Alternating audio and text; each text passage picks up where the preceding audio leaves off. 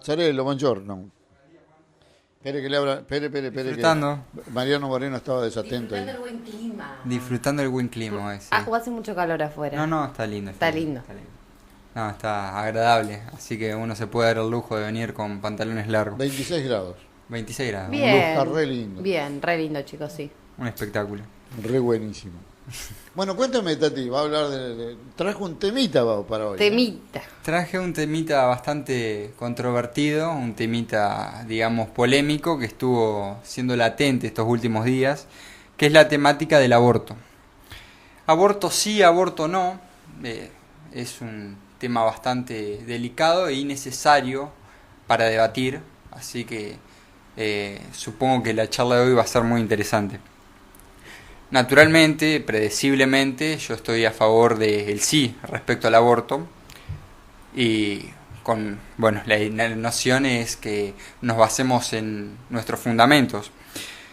El problema de la legalidad o no del aborto, consagrada en el artículo 86 del Código Penal, que luego en breve vamos a analizar, consiste en la desigualdad social y económica que promueve. Es decir, si una mujer cuenta con los recursos económicos y sociales para realizarse un aborto en caso de que decida realizarlo, va a gozar, digamos, de un aborto seguro y de la intimidad. Pero normalmente una mujer que posee bajos recursos, que no dispone de los contactos necesarios y afronta una realidad totalmente distinta a la mujer que sí tiene los recursos y las posibilidades, padece la muerte en muchos casos. Y son los casos que son expuestos mediáticamente.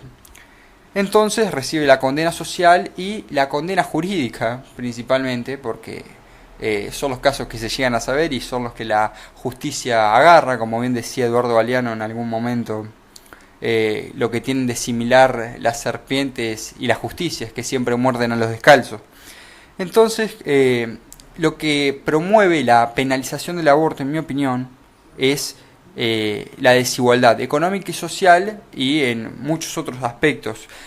El artículo 86 del Código Penal brinda dos posibilidades en donde el aborto no es punible: cuando es una violación y cuando se padece un estado mental, o sea, cuando se realiza una violación tanto a una persona que goza de todas sus facultades psicológicas y una persona que está psicológicamente perturbada, o en los casos en que la mujer corre en riesgo la vida de la mujer. En esos casos no es punible la práctica del aborto, pero en los demás casos sí. Existen datos, que estos los comparo con los datos de pena de muerte respecto de los resultados, en países donde no está penado el aborto y en nuestro país, en comparación, donde sí está penado el aborto. Holanda, por ejemplo, la tasa de mujeres que abortan en un número de 100 personas es de 0,53. Estos datos estuvieron circulando estos últimos días. En Canadá podemos apreciar un 1,20. En estos dos países, aclaro, reitero, está legalizado el aborto, la práctica del aborto. Y en Argentina, un país donde el aborto es punible, la tasa cada 100 personas es de 5,35. Esto me remonta a las cuestiones relativas a la pena, a las penas de muerte, que se ven, o sea, la viabilidad o no se ve trasladada a los resultados sociales, es decir, el resultado fundamental es la reincidencia. Y la reincidencia, en base a la pena de muerte, sigue siendo mayor. Es más, uno de los países que mayor reincidencia posee es Estados Unidos, y en muchos de sus estados está prevista la pena de muerte. Entonces, esto es un caso similar, es decir, prohibiendo el aborto no va a dejar de suceder. Por eso es fundamental que tratemos este tema, ya que cuando se está en contra del aborto y se plantea la defensa de la libertad a vivir y el derecho a la vida, etcétera, etcétera, existe una realidad que donde se poseen la capacidad económica, los recursos necesarios, el aborto va a seguir sucediendo y en la intimidad de las personas pudientes, digamos. Pero en los casos donde no se posean los recursos necesarios, van a seguir muriendo chicas. Entonces es fundamental una premisa que estuvo circulando bastante en estos días: educación para no abortar y aborto legal, seguro y gratuito. Y gratuito, eso hay que hacer mucho énfasis, para no morir. Es una frase, una premisa que estuvo circulando, un concepto al cual yo adhiero. Y esto me traslada a tocar otro tema, que es la noción del sujeto marginal, que hemos abordado ya en ocasiones anteriores, pero me parece siempre oportuno porque está estrechamente relacionado. Cuando un sector de la sociedad que se declara defensor de la vida, defensor de la libertad de vivir y condena el aborto, coincide con el mismo sector que luego, cuando un chico pertenece a un sector marginal, quizás que nace de un embarazo no deseado, muchas veces es una realidad que se suele apreciar lamentablemente en los sectores más bajos de una sociedad, es luego condenado, ulteriormente es condenado por esa misma gente que defendía entre comillas, su derecho a vivir. Entonces es condenado en vida y es, como bien decía Foucault, parte del sistema que luego se construye como un sujeto social marginal, es decir, el sujeto social pobre, es a quien se le echa la culpa, como siempre solemos tratar. Entonces termina siendo funcional un sistema que de alguna manera quizás es hipócrita, o de alguna manera quizás es demasiado perfecto respecto a sus fines o sus objetos. Entonces, ¿cómo se genera, este sujeto social, cuando nosotros, promoviendo quizás prácticas de educación o prácticas como el aborto, naturalmente tratando de hacer una contrahegemonía en el ámbito cultural, como siempre solemos decir, demandan poner a las legislaturas a la altura de la circunstancia, de las necesidades y las demandas sociales que están expidiendo ciertos sectores de la sociedad, y que ya es una realidad. Y creo que, como bien dije, es una responsabilidad por parte del Congreso, de los legisladores, canalizar esta realidad social y volcarla, naturalmente, en las normas. Respecto a mi opinión del aborto, bueno, como bien dije, queda bien firme la postura del sí, y reitero la premisa que estuvo circulando: educación para no abortar y aborto legal, seguro y gratuito para no morir. Así que me interesaría escuchar las quizás controvertidas opiniones tanto de Ana Paula como de Juan Antonio, ya que, bueno, tenemos... Bueno. Digo, vamos a dejar la dama para el final porque probablemente tenga la visión más acertada, se pare donde se pare respecto del tema, porque los varones no abortamos. Exactamente.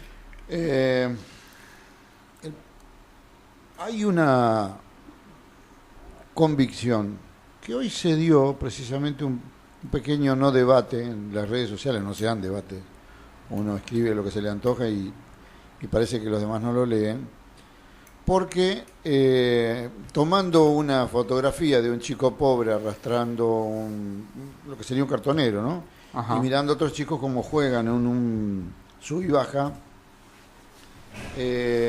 dice: los pobres tendrían que entender que no tienen que tener hijos.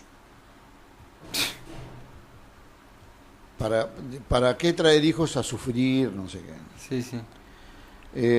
Bueno, más allá del recurso tan bajo en la forma de ver las cosas, para mí genera una convicción. Que el pobre, digamos, teniendo en cuenta esa fotografía, lo que tendríamos que decir al que inventó semejante cosa, que los pobres son necesarios, porque si no, ¿quién le lava la ropa a los ricos? ¿Quién le lava los pisos? ¿Quién le corta el pasto? ¿Quién le hace los mandados? El estanciero presume de gauchismo y arrogancia, él cree que es extravagancia que su peón viva mejor, mas no sabe ese señor que por su peón tiene estancia, dice Yupanqui, en Copla del Payador Perseguido. ¿Y qué tiene que ver esto con el aborto? El aborto es precisamente esa convención, nunca escrita, nunca dicha, pero que tiene ese concepto. Es decir, yo puedo hacer cosas que vos no podés hacer. Esa es la primera premisa, es los pobres tienen que acostumbrarse que es así. Entonces, no tengan tantos hijos, porque después hay que andar ayudándole, los hospitales se llenan de negros babosos y sucios, con olor a pata, como si los ricos necesitaran del hospital. De hecho, muchas veces usan el hospital porque les conviene, porque no tienen que pagar un sobrecosto en la obra social para poder atenderse, ¿no? Es decir, la hipocresía clasista, que es muy creo yo, del pueblo latinoamericano en general, ¿no? O al menos así lo veo. Vamos a escuchar, porque a mí me gustaría entrar de lleno en la cuestión, a René Favaloro. ¿Qué decía René Favaloro en 1999? Adelante, René. Legalizar no quiere decir que estamos autorizando para que todo el mundo se haga un aborto, sino que ante ciertas circunstancias, la pobre desgraciadita que no tiene ningún recurso, no caiga en ese trasmundo horroroso que la puede llevar a la muerte, porque no se muere una, se mueren cantidades allí, ¿no es cierto? Y por el contrario, la niña privilegiada de la familia con guita, esa tiene todas las cosas, va a una clínica de prestigio, le hacen la cosa sin que nadie se entere, a la tarde puede ir a un baile si quiere, porque ya todo pasó. Esa desigualdad a mí no me gusta. Casi todos fueron a un pub, al único pub que había, a tomar whisky, que esto, que lo otro.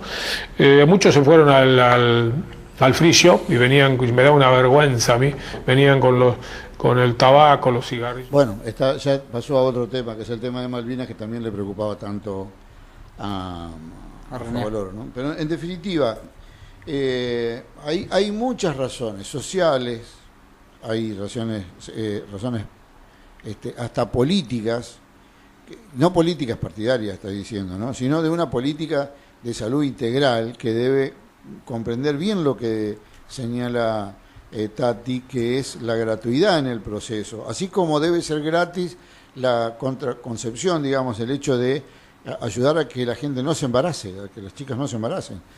Por eso sí educación, sí métodos contraconceptivos y sí gratuidad, llegado el caso de que por ignorancia o por falta de eficacia en el contraconceptivo, etcétera, etcétera, la persona quede embarazada, más allá de los términos legales que el mundo de gente que tiene obra social y donde ir termina determinando como una ley a la que todos tenemos que obedecer o quedar fuera de la ley. Y el hecho de quedar fuera de la ley a muchas mujeres las hace perder la vida, que no es poco. La escucho, señora. Señorita.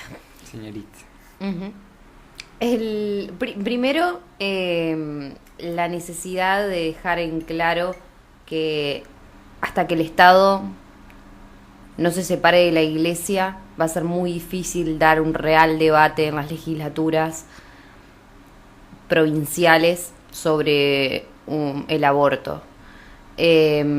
Hasta que no se saquen los rosarios de nuestro útero, no va a suceder eso, porque culturalmente no está bien visto. Yo no estoy tan de acuerdo con eso. Y, para mí tiene que ver para acotarlo a ese comentario puntual. Porque si así fuera, Argentina no tendría ley de divorcio, ni mucho menos cambio de sexo, y ni hablar del matrimonio igualitario, digamos. Son, sí, coincido, cuestiones culturales que van a llevar un tiempo, pero yo no veo que un presidente que no sabe persignarse tenga mucho que ver con la escuela, y sin embargo, si hay alguien que aborrecería todo eso que acabo de nombrar, incluso el aborto, es precisamente una gestión como esta. Pero bueno, puede ser, punto sí. Bueno, en cuanto al embarazo involuntario, me parece que lo que hace es poner en evidencia que no han funcionado previamente ni la información, ni la educación sexual, ni la prevención. El aborto lo que hace de alguna forma es deshacer lo hecho. Es decir, denota de alguna forma la imposibilidad de la mujer o de la persona gestante de continuar con un proceso que no puede asumirlo como propio, independientemente de si fue buscado, anhelado o fue impuesto por diferentes circunstancias como la violación, por ejemplo.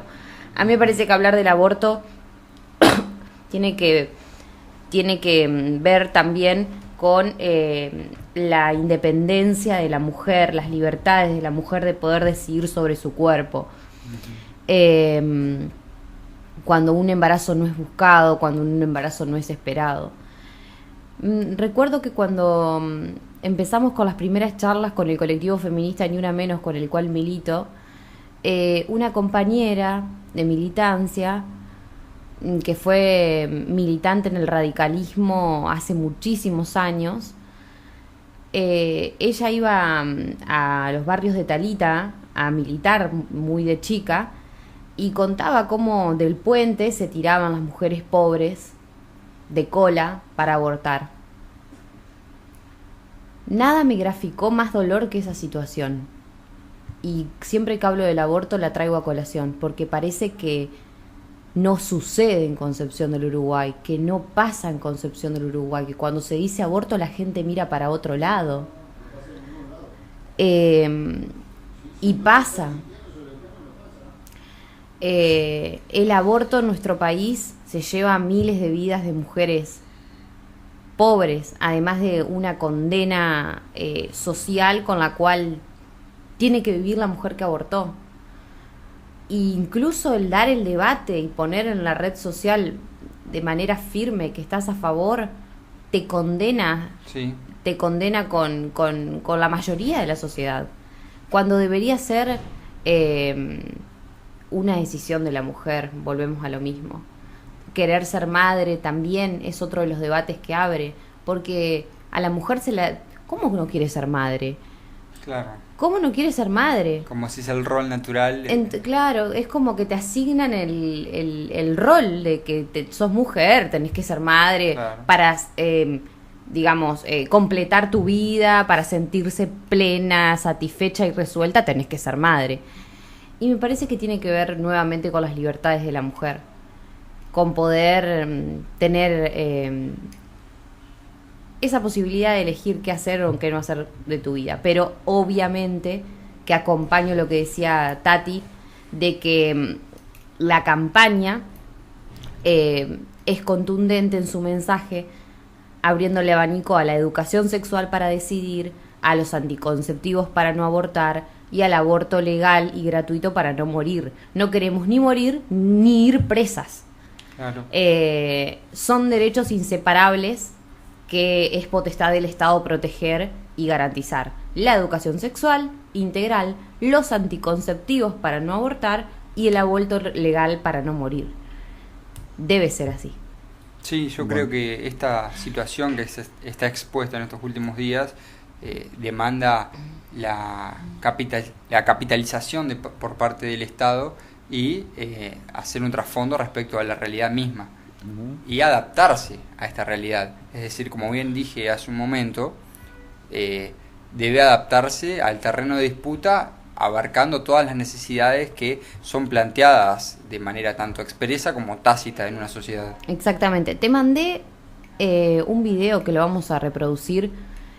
Señorita Bimbo ella es actriz, además está en un programa de radio y es una de las fue una de las anfitrionas de la movilización del pañuelazo esta semana en Congreso y es una de las voceras del feminismo a nivel nacional.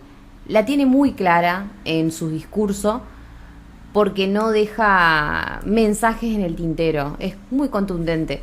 Si quieren la compartimos. ¿Cómo no? Por favor. En televisión el aborto no existe. No abortan ni en ficciones las mujeres. Lo máximo que te pasa es que te tiran por una escalera y perdiste un bebé. Es verdad eso. No y tampoco en televisión.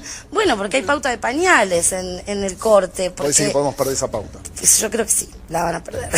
Y porque todavía se piensa que el tema del aborto tiene que ver con la moral, con las opiniones, con la religión, y es una cuestión de salud pública. Entonces, cuando no se debate ahí, aparece toda mi opinión y lo que yo siento y lo que yo pienso, que es respetable lo que cada una sienta. Pero se producen 500.000 abortos clandestinos por año. 500.000. Las mujeres abortarán, el punto es cómo lo hacen, ¿no? Con 20 lucas, o como sea, donde sea. Entonces, sí, obvio, se tiene miedo porque tenemos un Estado unido a la Iglesia, donde sabemos la postura de la Iglesia, y donde se meten cuestiones personales que no tienen que ver con lo que pasa. Hay católicas por el derecho a decidir, le cuento a todas las que están del otro lado y dicen, yo soy católica. No, bueno, charlen con ellas, vean que hay otras maneras de que no interfieran lo que crees con la realidad, que es que mueren mujeres. Por eso es la primera causa de muerte en mujeres gestantes.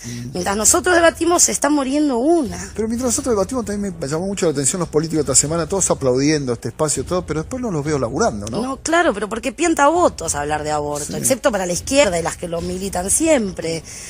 Por supuesto, hay un proyecto, la ley hace montones de años, la campaña está hace un montón de años. Aparte la ley habla de despenalización, no sí, de obligar, nadie no pide te obligan a ir. No, y vos lo que decías el otro día, donde se legalizó, bajo la tasa de muertes, no es que todas vamos a salir como locas a abortar, es que las que no lo pueden pagar no abortar. Se van a morir, nadie quiere abortar. O sí, pero también esto, ¿no? Cargarlo de que es una experiencia traumática. Para mí es más traumático llevar un embarazo a término quizás y tener que dejar un niño. No sé cómo es. Cada una... Por eso estas cosas de las mujeres. Es un colectivo tan amplio, con tanta diversidad, que decir que a todas nos pasa esto, que todas sentimos eso, hay cosas que tenemos en común. Ahora, hay un cambio muy grande en todos estos... Estaba señorita Bimbo entonces hablando en intrusos, porque Jorge Rial la semana pasada abrió el debate invitando cada día a una periodista o una vocera del feminismo para poder hablar de el feminismo propiamente dicho y las luchas que encabezan las mujeres hoy en día de cara a lo que va a ser el 8 de marzo, el paro de las mujeres a nivel nacional y a nivel internacional también, porque todo va a suceder en todo el mundo. Entender que el 8 de marzo no necesitamos que para hablar de lo bonita que es la mujer, de lo bella que es la mujer, de lo fuerte que es la mujer, nos regalen flores. Necesitamos que el compañero que tenemos al lado en el laburo, el compañero que tenemos al lado en la casa, el compañero que tenemos al lado como hermano, en la universidad, en la calle, nos reconozca y luche con nosotros para garantizar nuestros derechos, que no son igualitarios a la hora de una fuente laboral, que no son igualitarios a la hora de poder tener independencia para decidir qué hacer o qué no hacer con tu cuerpo, que no son igualitarios a la hora de las violaciones y los femicidios que acontecen cada 26 horas en nuestro país. Entonces, el 8 de marzo, más bien, invitaríamos al hombre que se quiera sumar a este paro a que luche a la par con nosotros.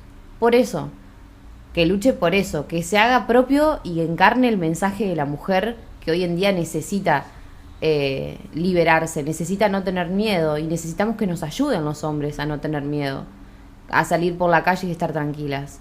Necesitamos que no nos condenen por elegir libremente qué hacer con nuestros cuerpos, dónde, cuándo y cómo, qué ponernos o qué no ponernos. Entonces, ahí está el mensaje para el hombre que quiere realmente agasajarnos el 8 de marzo, que nos agasaje con la militancia al hombro a hombro.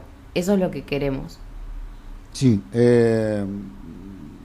tengo que decir que da para otro debate eso, sí, porque es un mensaje absolutamente contradictorio entre el no tengo miedo a nada, ayúdame a no tener miedo, por ejemplo, es el no te necesito pero te quiero al lado mío para no tener miedo, es un no me regales flores, presume, dicho así, un mensaje por fuera del romanticismo. A quienes como yo nos gusta ser románticos.